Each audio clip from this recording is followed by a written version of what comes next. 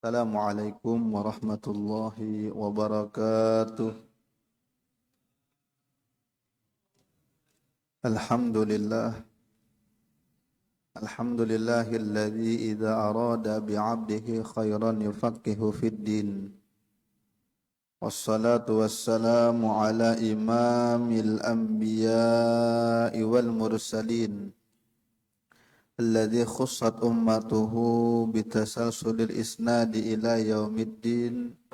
Sayyidina wa maulana Muhammadin wa ala alihi wa ashabihi ajma'in. Amma ba'd. Qalu subhanaka la ilma lana illa ma 'allamtana innaka antal alimul hakim wa la haula wa la quwwata illa billahil aliyyil azim. Kita bersyukur kepada Allah yang memberikan nikmat iman, nikmat Islam, nikmat sehat, nikmat umur, nikmat taufik dan hidayahnya sehingga maghrib malam hari ini Allah masih mengizinkan kita untuk taat, kita sholat berjamaah, kita ta'lim bersama, kita kembali bersilaturrahim. Mudah-mudahan nikmat-nikmat ini membuat kita kelak wafat dalam keadaan husnul khatimah. Amin, amin, Allahumma amin. Salawat salam terhatur kepada baginda Nabi besar Muhammad sallallahu alaihi wasallam, kepada keluarga beliau, sahabat, pengikut ila akhir zaman. Sambil kita berniat i'tikaf dalam masjid ini, sedikit kita membaca pesan nasihat dari Imam Abdullah Al-Haddad dalam kitabnya Risalatul Mudzakarah. Namun sebelum kita baca, terlebih dahulu kita berkirim surah Al-Fatihah teruntuk guru-guru kita, orang tua kita, kakek nenek kita, orang-orang yang berjasa dalam kehidupan kita, yang berjasa terhadap masjid ini juga, wabil khusus di muallif fi hadzal kitab wa li amwatina wa amwatikum wa amwatil muslimin annallaha yaghfira lahum wa yarhamuhum wa yu'li darajatihim fil jannah wa yanfa'una bihim ma asrarihim wa anwarihim wa ulumihim wa nafahatihim fid dini wad dunya wal akhirah wa ala kulli niyatin salih wa ala kulli man nawa bihi salafus salih bi niyatil qabul wa tamami kulli suri wa ma'mul wa ila hadratir rasul sallallahu alaihi wasallam. Al-Fatihah.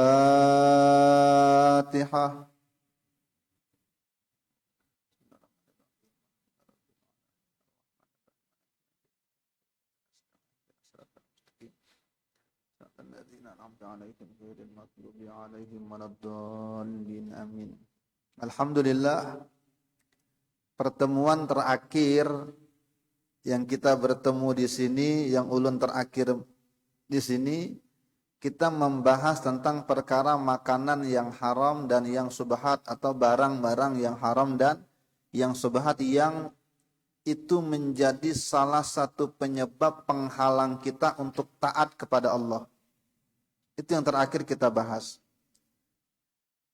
Sekarang kita membahas tentang hakikat dunia dari sudut pandangnya Imam Abdullah Al-Haddad.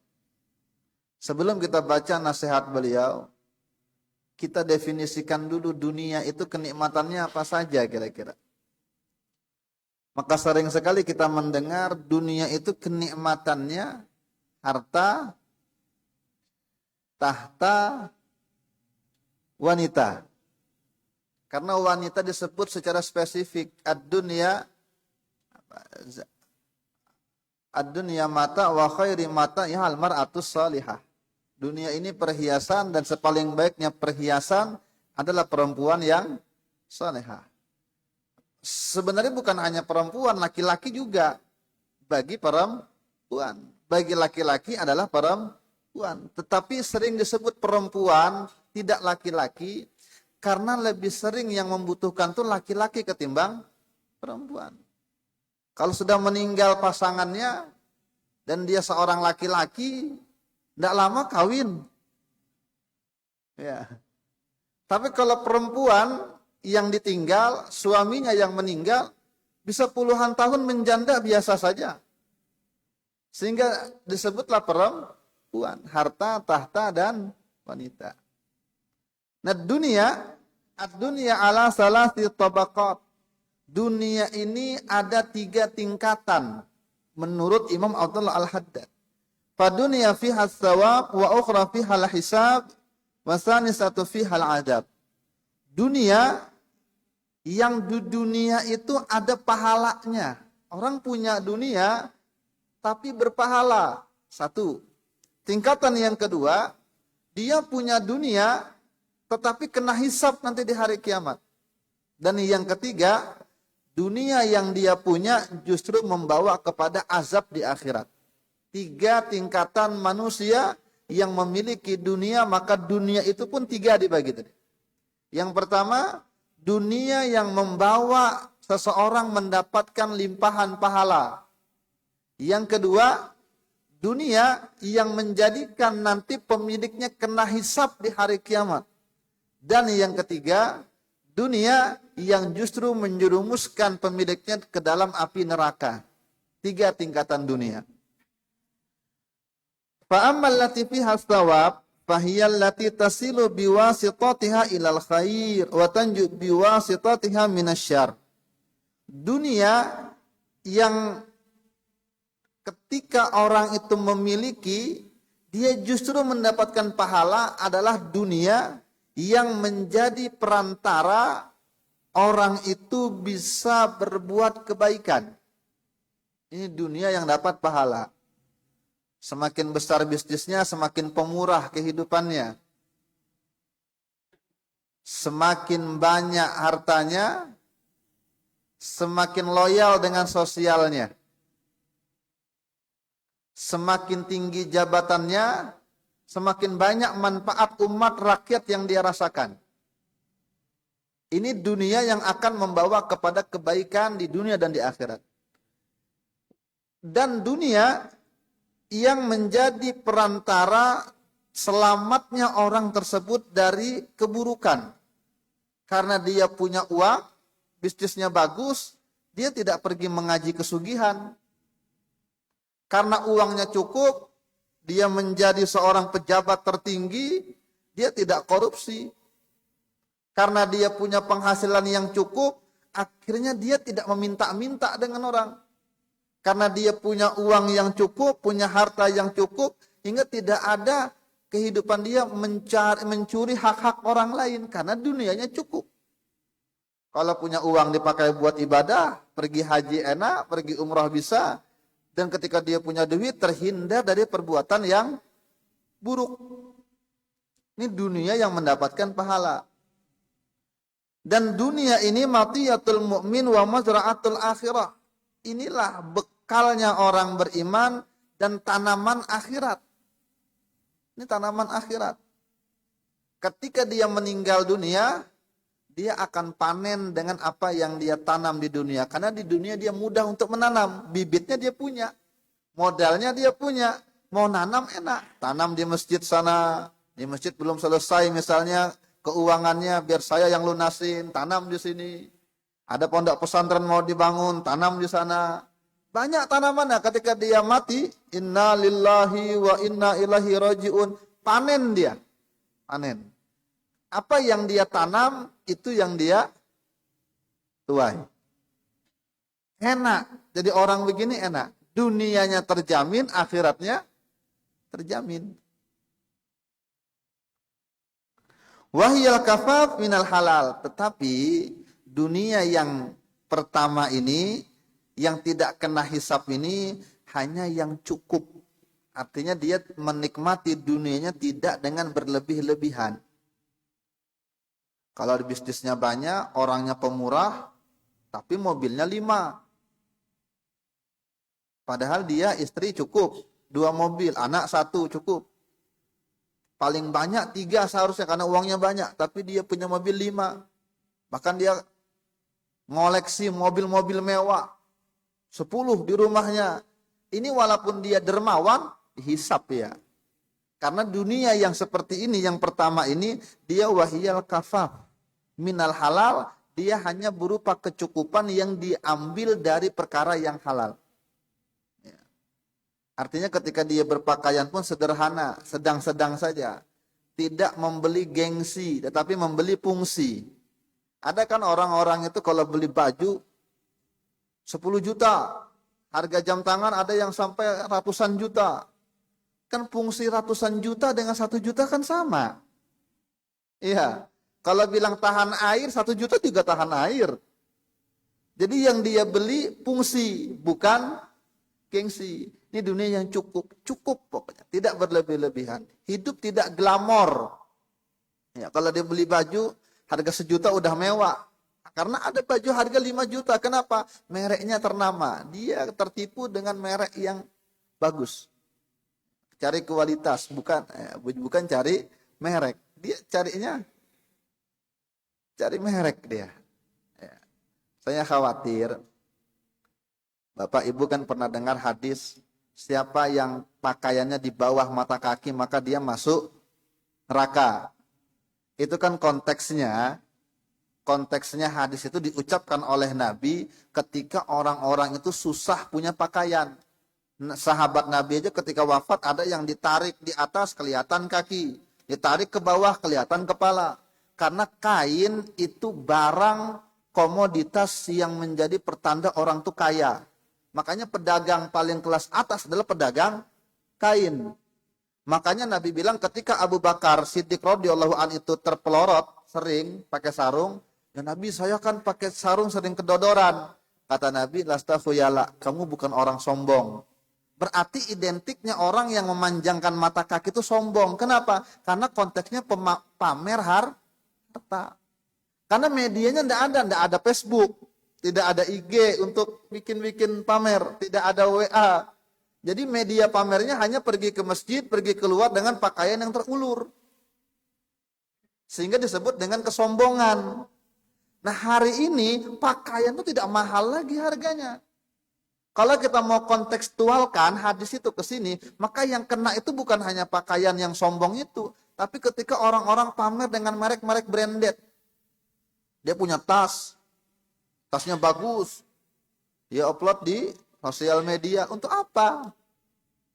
Nanti sengaja kalau foto didepankan mereknya.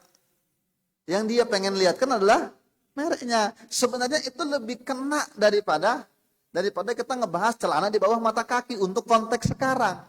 Karena inti dari pelarangan itu dulu adalah untuk melarang kesombongan itu, pamer dengan harta kekayaan. Kalau hari ini orang pamer harta kekayaan bukan dengan pakaian yang terjulur, tapi dengan merek. Ya. Foto-foto pamer-pamer nanti enggak biasa pakai emas sedikit tapi ketika undangan emasnya banyak. Misal ini kena ini. Jadi larangan yang di bawah mata kaki itu pindahkan ke situ pun sama. Kalau kita melihat dari konteks dan melihat dari substansi larangan daripada hadis tersebut. Ya. Oke, kita lanjutkan. Jadi dunia yang pertama ini yang cukup. Dia punya harta banyak, dia punya jabatan tinggi, tetapi semua dia gunakan untuk kepentingan umat. Dia hanya orang yang pas-pasan, sederhana hidupnya. Tidak glamor, tidak aji mumpung. Ini yang pertama, susah cari yang pertama. Nah yang kedua, wa ammal lati fi hal hisab.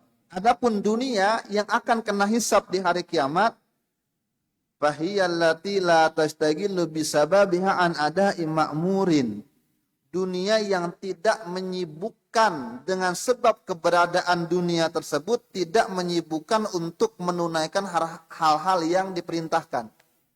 Duitnya banyak, bisnisnya besar, PT-nya 3, 4, 5, banyak. Bingung dia sampai.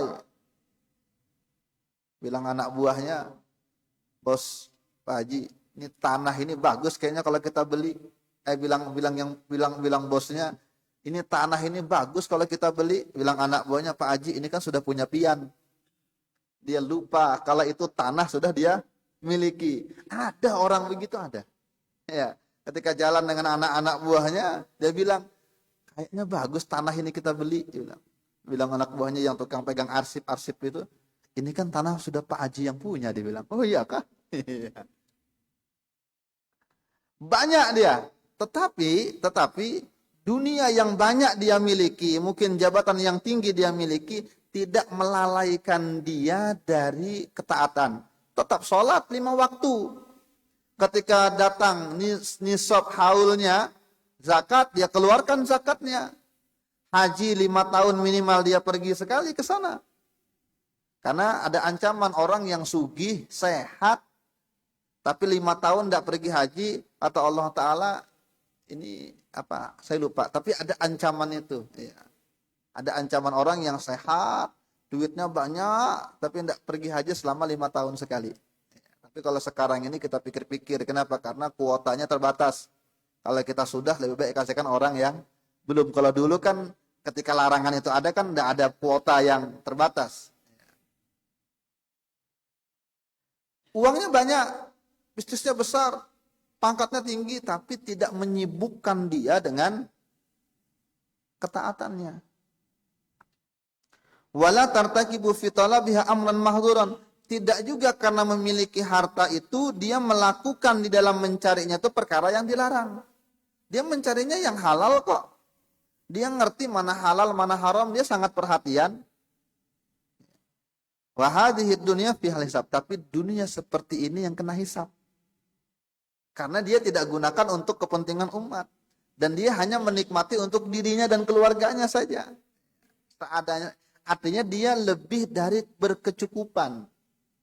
Lebih tadi, kalau punya mobil 2 cukup, dia punya 5, punya rumah 2, tanah 3 cukup, sudah. Oh, dia punya 10 misalnya. Itu sebenarnya nanti mungkin kapan-kapan kita bahas. Sayyidina Umar itu punya konsep yang bagus tentang pertanahan. Sayyidina Umar itu pernah ketika Irak itu dibuka, ketika Irak itu ditaklukkan, sahabat-sahabat yang bilang itu harta ghanimah, kita akan bagi-bagi. Sayyidina Umar bilang jangan dibagi. Biarkan saja itu untuk pemiliknya, nanti kita ambil saja pajaknya karena nanti yang kaya tambah kaya. Sehingga generasi berikutnya tidak punya lagi tanah dan harta. Karena dimonopoli oleh beberapa orang saja. Itu dikhawatirkan dengan Umar bin Khattab dulu. Nah hari ini kan, itu kan terjadi sekarang itu yang kaya-kaya. Ada yang sampai anak sudah kuliah belum punya rumah, masih menyewa. Yang punya tanah banyak. Nah, itu jadi jongklang gitu. Nah, ini kalau kita lihat konsep Sayyidina Umar, mantap sebenarnya. Nah kita kembali. Dia punya harta, tapi tidak menyibukkan dia dengan perkara akhirat. Tetap dia kerjakan. Tidak juga dia mengambil perkara-perkara yang haram ketika mencari harta tersebut. Dunia ini kena hisab yang panjang. Kenapa? Karena dia menikmati sendiri. Dia lebih dari berkecukupan. Wa arbabuha humul agniya. Dan pemiliknya ini adalah orang-orang kaya. Alladzina yasbiquhumul fuqara ilal jannah binisfi yaumin. Nanti di hari kiamat pemiliknya ini akan didahului oleh orang-orang miskin untuk masuk ke dalam surga setengah hari. Jadi kena hisab dia, lambat setengah hari. Berapa setengah hari? Wa huwa khamsatu mi'ati amin, 500 tahun. Karena kan kalau kita baca di sejadah itu ada apa ayatnya itu? Al-Fasanah, yang ada Al-Fasanah. Yudabbirul amra minas sama'i ilal ardi thumma ya'ruju ilaihi fi yaumin kana miqdaruhu alfasanatin mimma ta'uddun. Satu hari itu di akhirat 1000 tahun kamu hitung di dunia. Berarti kalau setengah hari terlambat, dalam riwayat berarti 500 tahun. Dia akan lambat masuk surga. Kenapa? Karena yang miskin itu enak. Motor 1, kendaraan 1, rumah 1, tanah mungkin 2 saja. Yang lain pakaian tidak terlalu banyak. Jadi di mana kamu dapat? Dari uang mana? Kamu pakai kemana tuh harta? Selesai. Tanya lagi 1, dapat di mana? Mau dipakai kemana? Jawab, selesai.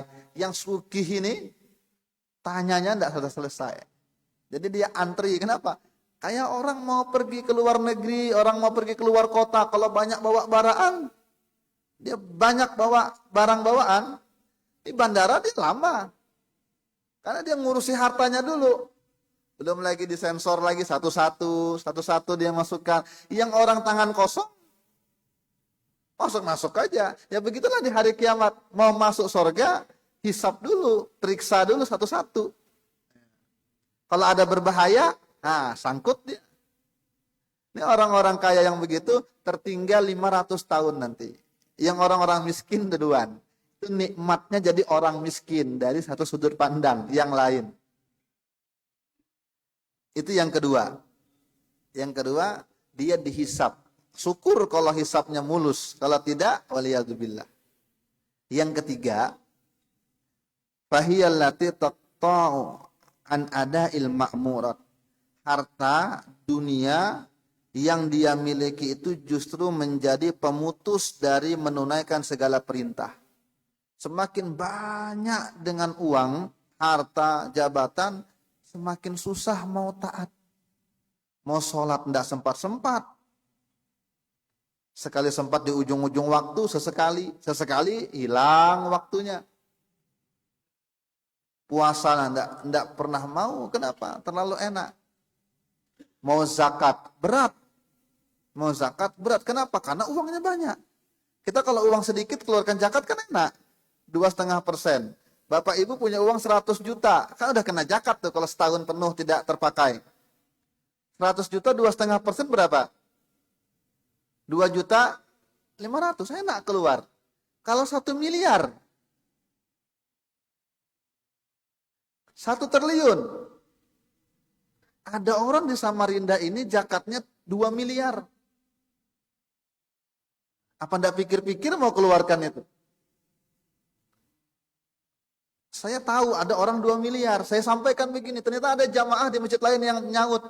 Ustaz, kalau zakatnya 7 miliar, karena ada saya kenal 7 miliar zakatnya. Berapa kira-kira itu hartanya? Bapak hitung sendiri aja, saya bilang. Ya, berapa uangnya kira-kira kalau zakatnya 4 atau 7 disebut waktu itu. Itu kalau mau keluarkan, Mbak, itu naik turun iman itu. Akhirnya bisa terjerumus ke dalam perkara yang haram, ditahan zakatnya. Sekali dia keluarkan, hitung-hitung lagi. Ternyata dia mau mencalon. Jadi satu provinsi misal. Oh di sana di kampung itu udah ada pemilihannya, ada yang dia pilih. Kalau kita keluarkan zakat di sana, feedbacknya nggak ada. Kita keluarkan aja zakatnya ke sana. Biar di sana tuh yang belum ada pilihan, pilih ke kita. Artinya membagi ibadahnya pun disusupi dengan hawa nafsu. Kalau kita bagi cuma sekian orang yang miskin, nama kita tidak harum. Tapi kita hambur aja pecah-pecah semua, 1 juta aja per orang. 2 miliar zakatnya berapa? 2.000 orang. Maka nama kita akan harum. Itu kita tidak tahu kecuali yang punya harta. Artinya kan kalau punya uang itu kan berat godaannya. Nah ini dia punya harta justru menjerumuskan dia ke dalam perkara-perkara yang begini. Yang taatnya susah, mau zakatnya pikir-pikir, sekali keluarkan nanti dipikir-pikir feedbacknya ada enggak kira-kira? Oh tetangga tuh musuhan dengan kita sering nyindir-nyindir, nggak usah dikasih, pindahkan ke lain aja. Padahal yang lebih utama tetangga yang dekat daripada tetangga yang jauh. Kan gitu Quran bilang. Nah, dunia seperti ini yang akan menjerumuskan orangnya ke neraka. Ya. Wa hiya zadu sahibiha ilan nar wa mudrajatuhu ila dahril bawar wa ilahil isyarah bima ruwiya innallaha ya'muru bid-dunya illan nar fataqulu ya rab asya'i wa atba'i. Inilah yang diisyaratkan oleh satu riwayat. Nanti di hari kiamat Allah perintahkan dunia, dunia, coba kamu jalan-jalan ke neraka, coba kamu cek-cek neraka, ada enggak orang yang kamu kenal? Kata dunia, ya Allah, itu kan dulu yang dukung-dukung aku dulu, itu kan yang bela-bela aku, yang dia mati-matian ngejar-ngejar aku. Itu yang kalau kita contohkan, itu kan dulu yang dia rela musuhan dengan kakaknya gara-gara harta waris. Itu kan dulu di dunia yang dia sogok sana sogok sini ketika pengen jadi jabatan. Itu kan dia dulu yang datang-datang ke dukun-dukun mau terpilih. Nah, ini kan kejar-kejar saya dia dulu. Kenapa sekarang di situ? Ya kata Allah, kamu sekarang pun terjun ke sana. Ditambahlah di neraka itu. Jadi semuanya masuk di situ. Waliyadzubillah. Ini 3 tingkatan. Nah sekarang Imam Haddad bilang, wa'lam anna tulabat dunia ala anwa'in. Yang mencari dunia, ini kan dunianya. Sekarang yang mencari dunia itu bermacam-macam. Faminhum may yatlubuha ala niyati silatil aqrabin wa muwasatil mukillin. Ada orang yang mencari dunia niatnya bagus. Dia buka bisnis, dia buka PT, dia buka warung makan, sudah punya, bikin lagi cabangnya, bagus. Dia kembangkan bisnisnya. Tapi niatnya bagus, apa niatnya? Untuk menyambung silaturahim, kan enak. Kalau uang pas-pasan kita merantau di Kalimantan, pulang ke Jawa setahun sekali belum tentu pulang. Karena tiket mahal. Belum lagi kalau anak 5, istri 2, misal. Kalau istri 3, berapa sekali pulang kampung ke Jawa atau ke Sulawesi? Kalau uang banyak kan enak. Nah, jadi dia niatnya bagus. Ketika dia mau membuka usaha, biar silaturahimnya lancar. Enggak sama juga di HP dengan langsung. Di sana masih ada kakak, masih ada paman, masih ada orang tua satu. Kalau rezeki banyak kan enak diangkat semua. Enggak perlu setahun sekali, setahun 2 kali, setahun 3 kali. Kapan pun mau pulang enak. Uangnya banyak. Bagus. Niatnya bagus. Atau untuk menyantuni orang-orang yang kekurangan. Nah, ponakan yang tidak bisa sekolah karena biaya kurang, aku yang tanggung biayanya. Tetangga yang tidak bisa bayar obat, tidak bisa bayar biaya rumah sakit, aku yang jamin dah. Masukkan aja rumah sakit, jangan takut-takut, aku yang jamin. Kan enak. Niatnya bagus. Wahada yu'addu minal askhiyah. Orang ini ketika dia mencari dunia, walaupun belum tercapai tujuannya, sudah dikategorikan sebagai orang yang pemurah. Ini hebatnya pahala niat. Ya. Walahu sawabun in wafaqa amaluhu niyatahu. Dan dia pun mendapatkan pahala lagi. Plusnya jika insyartiyah, syarat nih. Jika amalnya itu sesuai dengan niatnya. Apabila dia sukses, ternyata sesuai kerjaannya dengan niatnya kemarin. Kalau saya terpilih nanti jalan ini bagus Pak. Kalau saya terpilih nanti semua nanti akan macam-macam. Nah, ketika naik, betul. Niatnya saja sudah dianggap pemurah. Ketika dia melakukan sesuai dengan niatnya, dapat bonus pahala yang besar dari Allah. Enak nih Pak. Ya. Walakinnahu la hikmata indahu. Tetapi kata Imam Haddad, orang ini tidak punya kebijaksanaan dalam hidupnya. Ini tapinya tapi orang ini dianggap tidak bijaksana. Apa sebabnya? Li'annal hakim la yatlubu amron la yadri madza yakunul halu inda husulihi. Karena orang yang bijaksana, dia tidak akan berambisi, dia tidak akan menuntut perkara atau punya ambisi tadi, yang dia sendiri pun tidak tahu kalau dia sudah dapat, kira-kira bisa enggak dia menguasai niat dia itu. Karena kan sekian banyak orang janjinya manis. Ketika dia sudah punya, lupa. Ketika dia mau naik, janjinya manis. Ketika naik, lupa. Ketika masih miskin, ketika lagi berusaha, kembangkan bisnis, janjinya bagus. Ketika sudah sukses, kaya, uangnya banyak, lupa. Karena dia enggak bakal tahu ke depan tuh hatinya siap enggak. Ketika dia punya uang yang banyak, misalnya kayak kasus zakat tadi, yang keluar uang 1 miliar untuk zakat, kira-kira bisa enggak hatinya itu kuat ketika menerima itu? Atau ketika sudah kuat mau mengeluarkan, bisa enggak menahan nafsunya untuk tidak main ketika dia keluarkan zakat? Karena ketika dia keluarkan zakat, bisa saja nafsunya main. Itu membagi sesuai dengan hawa nafsu. Bisa enggak kira-kira? Oke, bisa dia bilang. Ya, yakin. Sekian banyak contoh orang yang mengatakan berjanji, tapi dia ingkar ketika dia punya. Maka kata Imam Haddad, wal ya'tabir may yatlubuha ala hadhihi niyyah bi qissati Tsa'labah. Maka coba perhatikan baik-baik orang yang ambisinya seperti ini, perhatikan kisah Tsa'labah. Bagaimana Tsa'labah? Miskin hidupnya, rajin ke masjid, selalu mendampingi Nabi. Ketika Nabi ada, dia sering hadir, dengarkan Nabi, menemani Nabi, membela Nabi, membantu Nabi. Ketika miskinnya tidak sampai lagi sanggup dia menahan, dia minta, ya Rasulullah, tolong doain saya biar sugih. Salabah cukup aja sudah. Miskin kan enak, taat terus, tidak terganggu, waktunya banyak. Terkadang yang miskin tuh waktunya merdeka. Itu orang bahagia, kata filosof. Orang yang bahagia itu ketika waktunya merdeka. Dia yang ngatur, bukan diatur dengan waktu. Kalau hartanya banyak, bisnisnya besar, tapi ponakan kawin tidak bisa hadir, kakak meninggal, adik dengan tidak bisa hadir karena di luar negeri, di luar kota.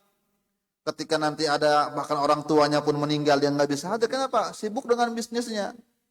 Ketika diajak untuk silaturahim, mohon maaf, lagi ada meeting di sini. Mohon maaf, ada meeting. Akhirnya ini diatur dengan waktu, hidupnya tidak bahagia. Orang yang bahagia itu ketika dia yang mengatur waktunya, bukan dia yang diatur waktunya. Itu kata filosof. Enak. Nah ini Salabah ini enak sebenarnya. Karena kapanpun dia berhadapan dengan Nabi bisa. Kapanpun dia mau perai, kalau dia usaha sendiri bisa. Tidak diatur-atur. Tapi Salabah tidak tahan. Terus minta doakan. Kata Nabi cukup. Dinasehati Nabi, pulang dia. Besok-besok datang lagi dia. Rasulullah tolong doain. Ya, saya miskin betul, tidak tahan lagi begini. Tolonglah supaya kaya. Nabi bilang, aku aja hidup sederhana, Salabah. Nabi mencontohkan, aku pun hidup sederhana. Nabi itu sederhana karena pilihan, bukan nasib. Kalau kita ini miskin terkadang nasib. Pengen juga kaya, cuma tidak kaya-kaya. Nasib. Gitu. Kalau Nabi itu pilihan. Pilihan. Cukup, aku pun sederhana, Salabah. Dinasehatin lagi, mundur Salabah. Berikutnya sampai 3 kali datang lagi. Ya Rasulullah, tolong doain. Didoain dengan Nabi. Ketika Nabi berdoa, kaya diberikan harta ini. Kaya dia. Dia punya ternak, awalnya sedikit, berkembang. Akhirnya penuh gunung itu dengan ternaknya aja. Iya. Dan ketika dia minta dengan Nabi, dia berjanji. Seperti yang difirmankan Allah Ta'ala, wa minhum man ahadallaha la in atana min fadlihi lanasaddaqan. Di antara mereka ada orang yang janji kepada Allah, jika kami diberikan karunia, sugih, banyak, rezeki lancar semuanya, lanasaddaqan, kami akan jadi orang yang dermawan. Nang aja, kalau kami sugih semua gratis. Kalau kami sugih, anakmu aku yang tanggung. Kalau sugih pokoknya masjid tidak minta proposal lagi, aku yang bangunkan, tenang aja. Misalnya, ketika diberikan, lupa. Kayak Salabah.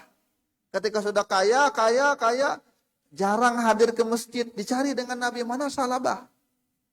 Ada. Sibuk dengan ininya. Wah, celaka Salabah. Waktu dia tidak punya harta banyak, dia rajin ke masjid. Ketika sudah banyak hartanya, dia lupa dengan masjid.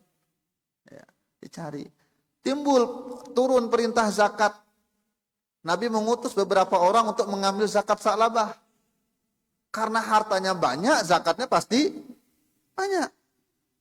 Ketika datang surat dari Nabi, perintah, dia bilang, wah ini bukan zakat, ini palak, ini cukai. Ini bilang, ya enggak, bukan zakat ini, pikir-pikir dulu, kamu ambil yang lain aja dulu. Diambil yang lain. Diterima. Dibawa harta-harta zakat yang lain. Salabah, teman-teman mau bayar zakat nih, kamu belum. Saya pikir-pikir dulu ya, bilang ini kayaknya bukan zakat, ini bukan ibadah, ini tarikan ini. Bilang. Akhirnya datanglah kepada Nabi, tidak membawa harta zakatnya Salabah. Maka ketika Salabah menolak bayar zakat, turun ayat-ayat ini. Ini disebut tadi ayatnya. Maka tertolaklah Salabah itu dengan hartanya. Celaka dia. Ketika mendengar ayat itu, sahabatnya kaget. Wah, ini turun gara-gara Salabah. Dia pergi ke gunung. Salabah, celaka nih gara-gara kamu turun ayat yang mencela orang-orang yang tidak mau bayar zakat, yang janji doang ketika miskin. Ketika sudah diberikan ternyata lupa ini.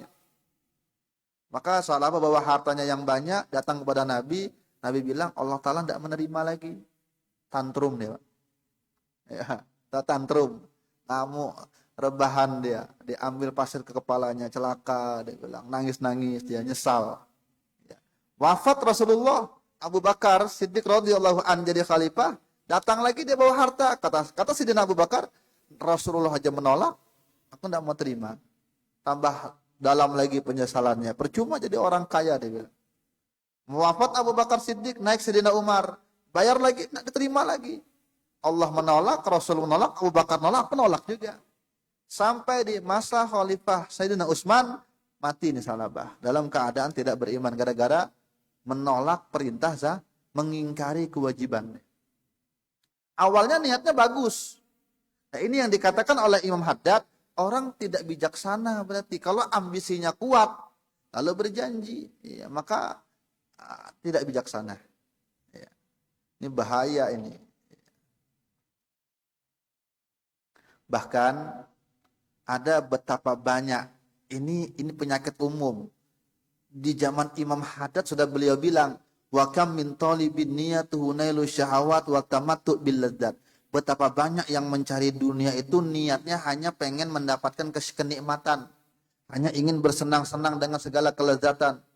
Wa hadza yu'addu fi jumlatil bahaim. Ini orang masuk dalam kelompoknya binatang ternak. Masuk dia. Ya. Banyak yang mencari dunia itu tujuannya hanya untuk kepentingan dunia. Itu seperti binatang ternak. Kenapa? Binatang ternak itu taunya kan nikmat-nikmat aja. Binatang ternak itu sapi, kambing itu pokoknya makan kawin. Itu aja. Makan kawin, hidup enak. Ya. Hidup enak, tenang, makan kawin. Maka itu aja dipikirkan dia. Ada orang yang begitu dan itu banyak. Kenapa kita bilang banyak? Imam Haddad sudah bilang banyak dulu. Kita sekarang tambah banyak. Ngapain sekolah? S1, nggak jadi apa-apa juga. Itu omongan lahir dari keterbatasan pola pikir yang dunianya hanya terbatas dunia tidak sampai akhirat. Karena dia berpikiran sekolah itu untuk mencari kerja. Itu saja. Padahal sekolah itu adalah realisasi dari kalimat iqra, baca. Maka sekolah itu ibadah. Jadi sekalipun tidak jadi apa-apa, niatnya bagus, dia dapat ilmu itu udah ibadah. Tapi sekian banyak orang bilang, tidak jadi apa-apa juga. Emangnya kalau sekolah dapat ijazah mau kerja? Iya mau kerja. Kalau kerja ngapain? Supaya kehidupan enak. Kan enak mau jalan-jalan. Sampai situ saja. Apa bedanya sama binatang ternak?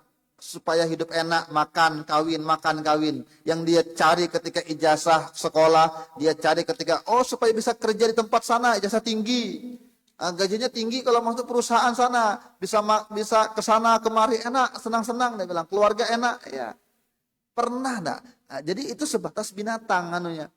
Nah, ini yang kita rubah terakhir. Pernah enggak ada orang anaknya disekolahkan ke ekonomi, tujuannya kenapa? Untuk mengangkat harkat martabat Islam yang hari ini dunia ini kekayaannya banyak dimiliki oleh nonis. Pernah enggak kira-kira niatnya untuk mengangkat agama Islam? Atau ketika anaknya itu masuk ke sekolah teknologi, IT, supaya Islam itu kuat dengan teknologi. Hari ini Palestina dibombardir habis-habisan. Iran melawan, membela. Tapi seberapa canggih Iran? Jauh. Lebanon melawan, tapi tidak punya pesawat-pesawat canggih. Tidak punya drone-drone yang hebat. Sekarang yang canggih-canggih itu teknologinya punya Amerika yang supply kepada Israel. Anak saya sekolah IT tujuannya untuk membela orang-orang lemah, mengangkat orang-orang Palestina seperti itu. Tujuannya untuk menandingi orang-orang kafir. Kan tidak pernah sampai ke akhirat niatnya. Pasti niatnya supaya enak kerja. Kalau sebatas niatnya hanya mencari kerjaan itu hanya untuk enak hidup di dunia, maka tidak ubahnya seperti kelompok binatang. Begitu. Jadi dan ungkapan yang tadi, ngapain sekolah tinggi-tinggi kan enggak jadi apa-apa juga. Berarti memang salah niat ketika masukkan anaknya ke sekolah. Ya. Nah ini ulun rasa sudah menjadi penyakit umum. Manusia ini hidup dengan kungkungan materialisme. Dengan pola pikir pragmatisme, dalam bilang gitu. Kalau filsafatnya bilang, ya rubahlah. Ya, mudah-mudahan ulun pian bisa merubah kehidupan sekitar kita. Ya, kalau masukkan anaknya ke ekonomi bagus, ya niatkan untuk mengangkat ekonomi Islam. Kalau masukkan kedokteran bagus, supaya untuk menstandarkan harga-harga biaya kedokteran misalnya. Kalau masuk teknologi bagus untuk menandingi orang-orang barat dengan teknologinya. Semuanya tujuannya untuk agama Islam. Mudah-mudahan niatnya benar dengan amalnya ketika berhasil. Amin Allahumma amin. Mudah-mudahan Allah berikan kemaafan. Mudah-mudahan Allah berikan ampunan dosa buat kita semuanya. Mudah-mudahan Allah wafatkan kita semua dalam keadaan husnul khatimah. Amin Allahumma amin. Al-Fatihah.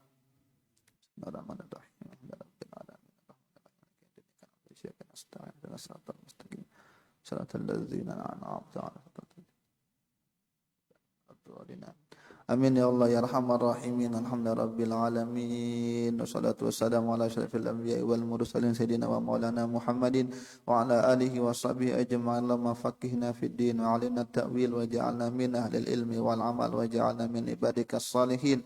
Ya Fattah ya Alim iftah alaina futuha wal munuha wa rusukha bil ilmi wal yaqin wa anta khairul fatihin. Allahumma astur uyuba muallimina wa la tudhib barakata ulumihim. Anna rabbana atina fid dunya hasanah wa fil akhirati hasanah wa qina adzaban nar. Wa sallallahu ala sayidina Muhammadin wa ala alihi wa sahbihi wa sallam. Walhamdulillahi rabbil alamin. Subhanakallahumma wa bihamdika asyhadu an la ilaha illa anta astaghfiruka wa atubu ilaik. Taqabbalallahu minkum.